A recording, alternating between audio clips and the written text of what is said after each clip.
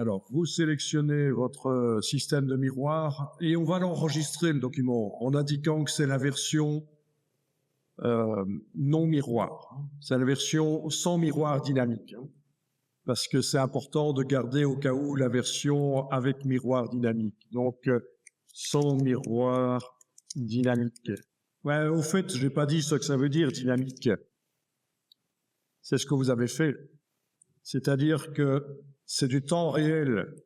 Quand on dessine d'un côté, on voit directement de l'autre côté. C'est dynamique. Voilà, on vient d'enregistrer. Comme ça, on a une version, celle d'avant, la 08 chez moi, à le miroir, au cas où. Parce que là, je vais casser le miroir pour pouvoir continuer avec d'autres fonctionnalités dans Illustrator, notamment celle qui sert à coloriser.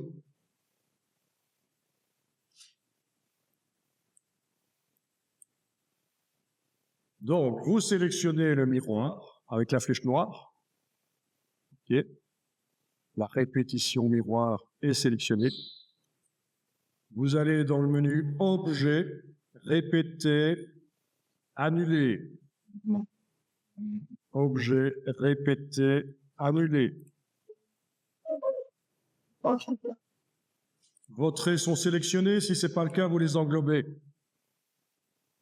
Et on va mémoriser cette sélection.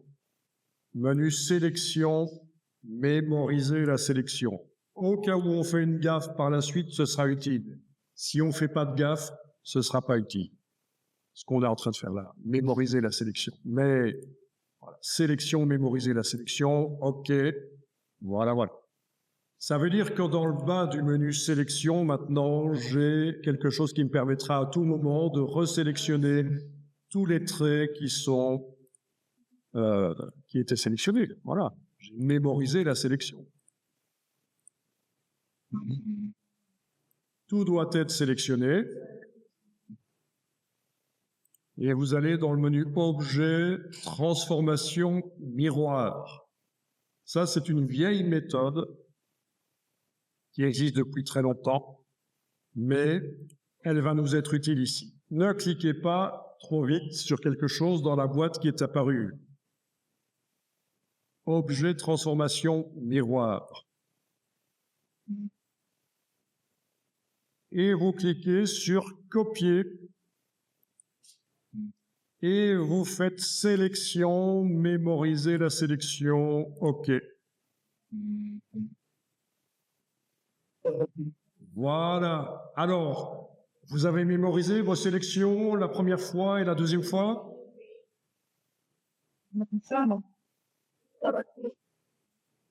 Le but de l'exercice, c'était de faire un extraterrestre comme ici. Ça a marché chez vous? Non, je rigole, c'était pas ça le but, évidemment. OK, alors, cliquez à côté, vous avez désélectionné. On a superposé des traits de la partie gauche du visage et des traits de la partie droite. C'est foireux.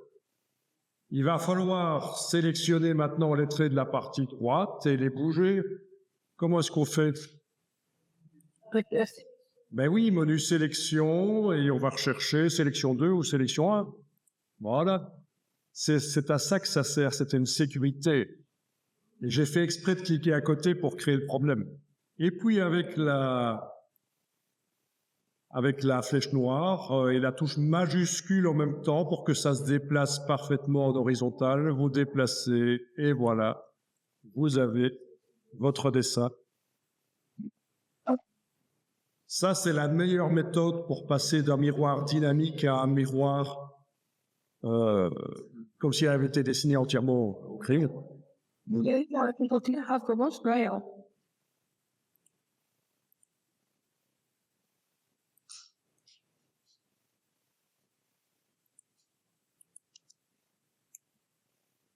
Voilà.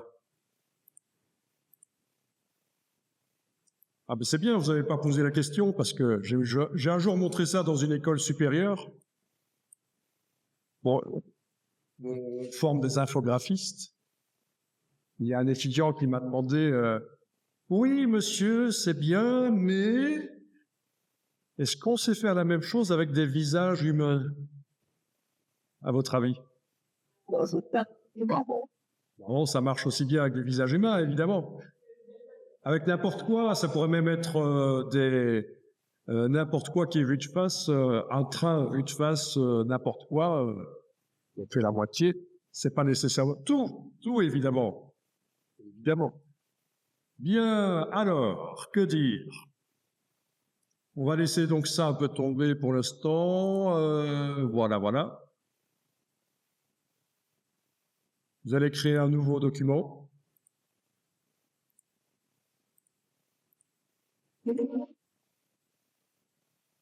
Et vous allez sur Internet. Et dans un moteur de recherche, vous allez taper Seamless Pattern. Voilà, je l'ai écrit ici. Ça veut dire motif sans raccord visible.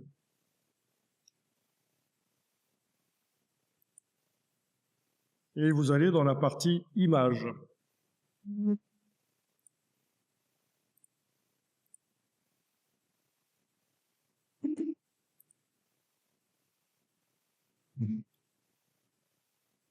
Et là, vous avez des motifs qui seront en principe sans raccord visible, parce qu'on a demandé Seamless Pattern, mais on va vérifier. En tout cas, il y en a des millions qui sont accessibles là. Bon, pour restreindre, on va indiquer à la suite là quelque chose qu'on veut. Voilà.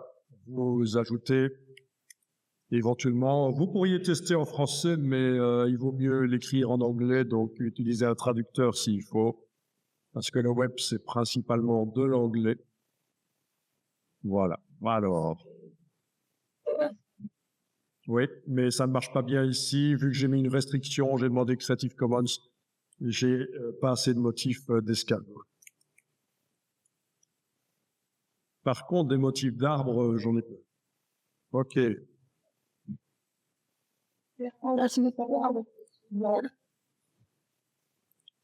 Et alors, quand vous êtes bien dans Bing, éventuellement, bon, ça pourrait peut-être fonctionner par Google, mais... Alors, quand vous cliquez sur le motif, il faut observer, réfléchir, est-ce que c'est un motif sans raccord visible? Vous voyez ce que je veux dire? Bon, pour ceux ou celles qui n'auraient pas compris, si j'ai l'arbre ici qui déborde par la droite, il faut que de l'autre côté, à gauche, je le vois réapparaître. Si j'ai un arbre qui est là en bas, il faut que en haut, je vois le début de l'arbre. Est-ce que c'est bon? Oui, ça a l'air d'être bon, oui.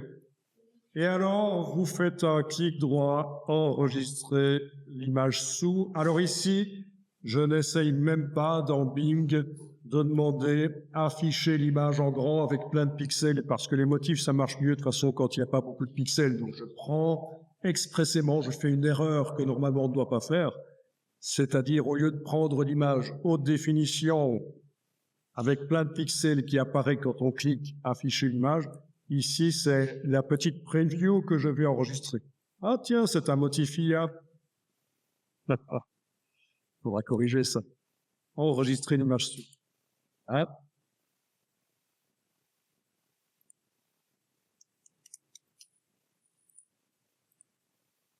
Bon, si vous êtes dans Bing, il faut sortir de la boîte noire qui est apparue quand vous avez cliqué sur l'image. Il faut réessayer d'autres motifs éventuellement. Vous les enregistrez sur le disque dur et on va les tester.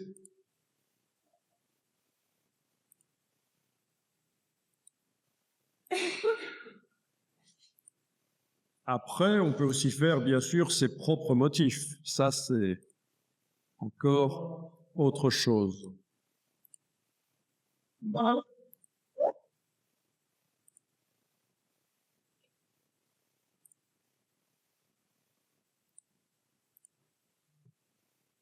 Celui-là n'est pas au raccord. Non. Il faudrait le retravailler pour qu'il soit au raccord. Ouais. Bref, que dire? Bon, alors, je suis dans un nouveau document Illustrator. Je vais aller importer les images.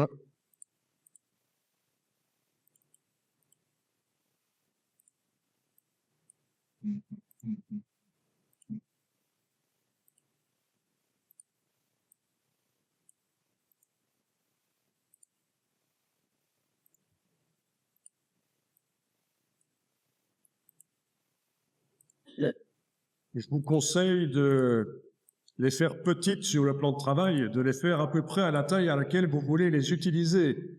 Un motif, c'est quelque chose qui va se répéter plusieurs fois dans une forme.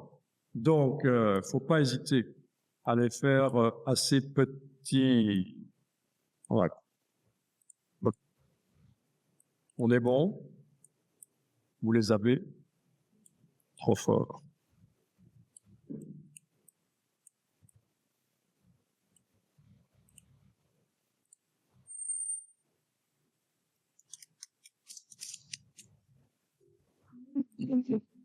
Bon, ben vous faites apparaître la palette nuancier, fenêtre nuancier.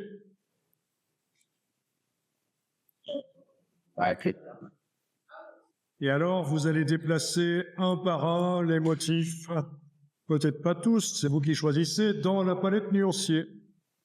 On déplace, voilà. On déplace.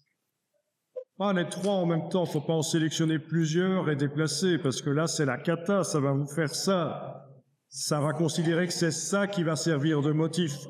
Pas bon, ça. C'est pour ça qu'il faut y aller un par un.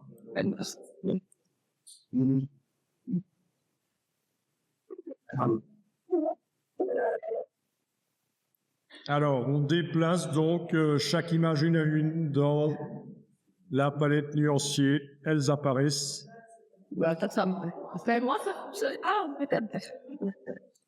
Ah, ça ne fonctionne pas chez vous. Est-ce que vous avez des diagonales sur les images? Ok, sélectionnez les images. Et dans le menu de la palette Lien, fenêtre Lien, vous allez demander, dans le menu Pancake de la palette Lien, vous allez demander Incorporer. Est-ce que chez vous, ça marche? Pour l'instant, vous, je pense, vous avez des petites chaînes. Voilà. Et donc, c'était des images liées. Il fallait que ce soit des images incorporées pour que ça fonctionne.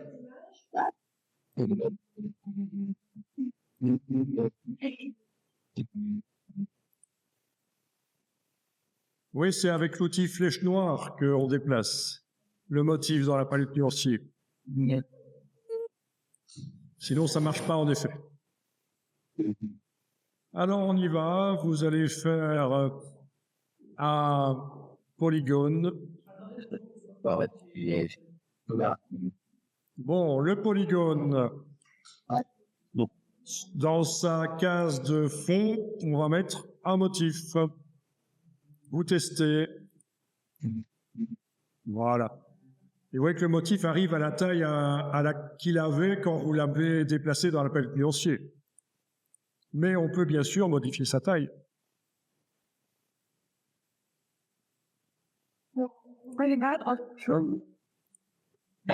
Donc c'est le motif qui remplit le fond du polygone.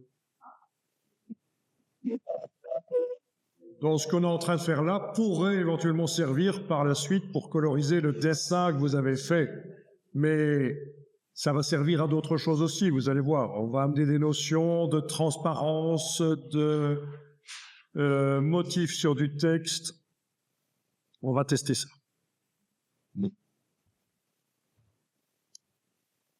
Alors, on peut modifier bien sûr la dimension du motif dans la forme. Votre forme est sélectionnée. Ah oui, première chose, quand vous déplacez, vous voyez peut-être que le motif ne bouge pas. Quand vous déplacez avec la flèche noire. Est-ce que c'est le cas chez vous? Chez vous, ça bouge, c'est certain ou certaine, ça ne bouge pas. On est d'accord? Ok. Ok, allez dans la palette transformation, menu fenêtre, transformation. Donc, il faut décider si on veut ou pas que le motif soit en quelque sorte attaché à l'objet. Menu, fenêtre, transformation. Vous avez dans le menu de la palette de transformation quelque chose qui s'appelle tout transformer. Allez-y. Et là, quand on bouge, maintenant, le motif est en quelque sorte attaché à l'objet. Vous comprenez? Alors que quand on est en transformer l'objet, c'est comme une fenêtre sur une répétition du motif.